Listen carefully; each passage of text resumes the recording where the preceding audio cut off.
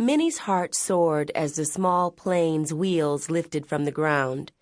She loved being up in the clouds with Keira, Mama, and Daddy, looking down on the lush carpet of evergreens, the never-ending blue-gray ocean, and the rugged mountain peaks, gliding like a bird on the wind. Keira sank her nails into Minnie's arm. It hurt, but Minnie didn't pull away.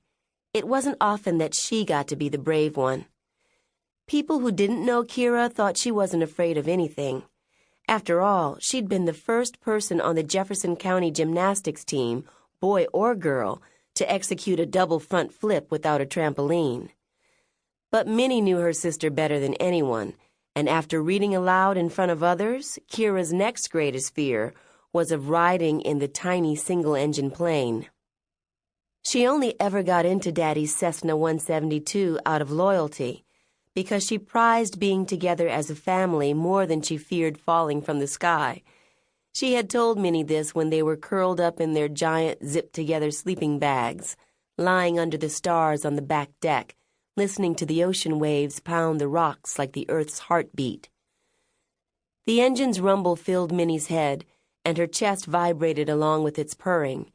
The crowded space inside the four-seater smelled like gasoline. Daddy must have spilled some fuel on his pants or hands, which were covered in grease more often than not. Mama said the skin under Daddy's nails had been permanently turned black, just like half my heart, he would always reply. The plane bumped over a rough patch of air, and Keira's nails dug in a little deeper. Mama's voice crackled through Minnie's headset. "The sisters are out today." She pointed to the Olympic range. The two mountains were actually called the brothers, but their family called them the sisters. They stood side by side, connected at the hip. The taller one the family had dubbed Minni, and the shorter one was Keira. Minnie gazed at the twin peaks, dusted with patches of snow even in late June. "Just in time for our story," Daddy said. This was their tradition. Every year on June 23rd, for as long as Minnie could remember, first pastrami and pickle sandwiches at Jerry's, and then a spin in Daddy's plane. Their destination was always the same, Forks, Washington, and along the way, they heard the story. "The day you were born," Daddy said, "you made news around the world." Mama didn't much like talking about it, even though it had turned out to be the best day of her life, seeing that she'd gotten Minnie and Keira in the end.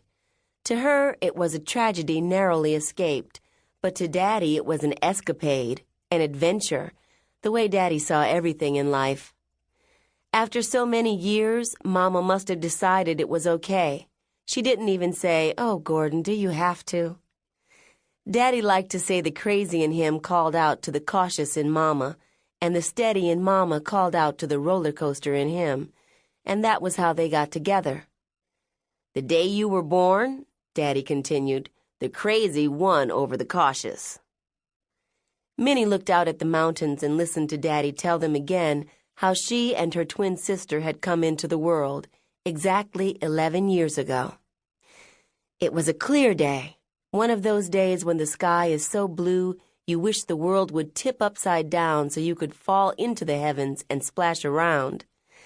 Those days were rare where they lived on the Olympic Peninsula, that part of Washington state that stuck out into the Pacific Ocean like a giant crab claw, which was why Daddy had wanted to take Mama flying in the first place. "Might be our last chance for a while," he said. So Mama climbed into Daddy's plane, even though the babies inside her were only 6 weeks from being due. Her stomach was too big to fit in the front seat, so she got in the back and Daddy flew her around like a chauffeur in the sky.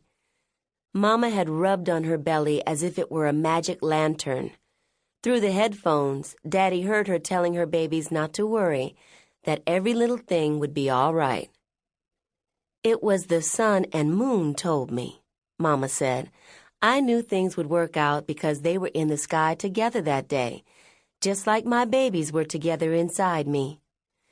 It was good luck, she said, and was why Keira got named after the sun and Minnie got the middle name Lunette, which meant Little Moon.